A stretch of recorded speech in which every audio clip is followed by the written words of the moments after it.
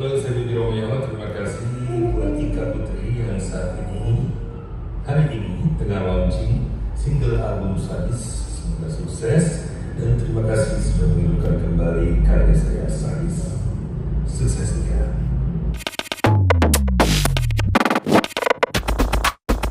Kenapa bisa produksi lagi? Kangen apa gimana? Iya, kangen banget bisa nyapa penggemar musik Indonesia khususnya untuk sahabat Ika Putri. Jadi dari banyak DM yang masuk ke Instagram ataupun medsos kami, banyak yang nanya, Ika kapan bikin lagu lagi? Ayo dong, gitu. Atau nyanyiin lagi lagu yang lama, begitu.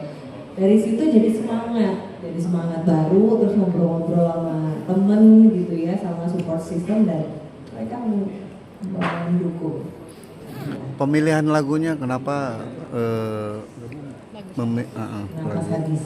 Sadis. Gak enak ya sebenarnya tulisannya Ika Putri Sadis. Saya tuh gimana? Saya juga sebenarnya bingung kenapa ditaruh situ. Ya sih, itu teman yang bikin. Anyway, kenapa Sadis? Karena satu waktu itu lagi ada tawaran ya untuk bisa recycle beberapa lagu. Dan kenapa Sadis? Karena challenge lagu itu istilahnya baru sekali di recycle oleh salah satu penyanyi Indonesia wanita, yaitu Citra Scholastika dengan versinya, dan sudah lama sekali lagu itu tidak muncul lagi. Dan Ika merasa terchallenge gitu, dan kebetulan seneng sama lagu Sadis itu karena unik dan juga cukup melodinya sangat kaya.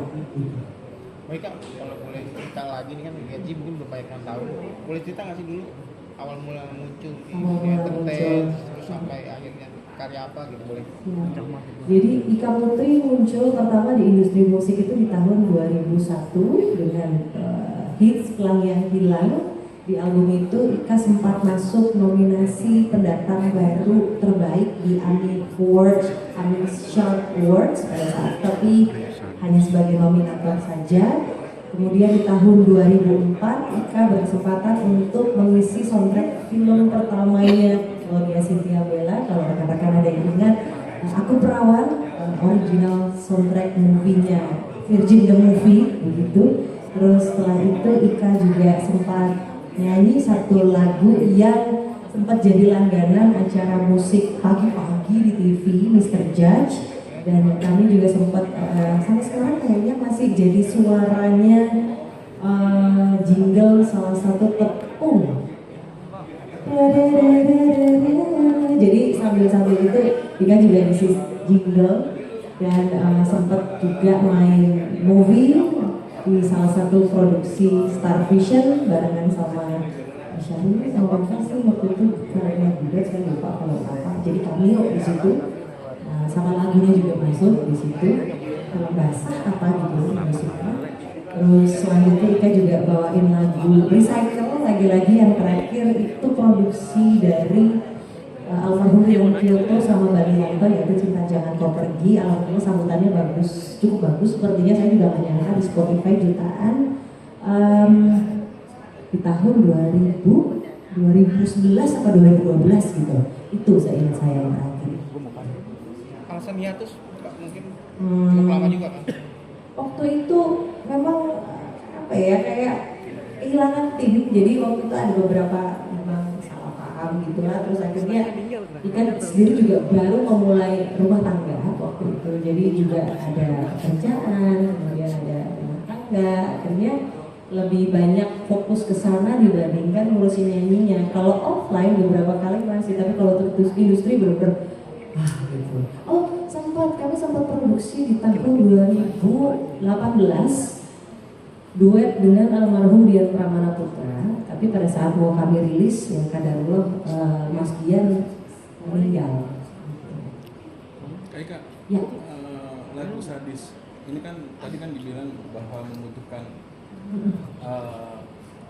sinkronisasi dari suara Kak. Dari liriknya ini yang menarik buat Kak Ika sendiri atau relatif dengan kehidupan pribadi Kak Ika sehingga Sadis ini dibawakan Sadis sebenarnya kalau kita bicara sadis itu bukan cuma tentang cinta laki-laki perempuan atau konteksnya cinta-cintaan ya. Jadi ini kan mengisahkan tentang sosok cinta yang diduakan gitu ya. Kalau yang relate sama Ika sendiri konteksnya bisa jadi Ika kebetulan dari 7 bersaudara.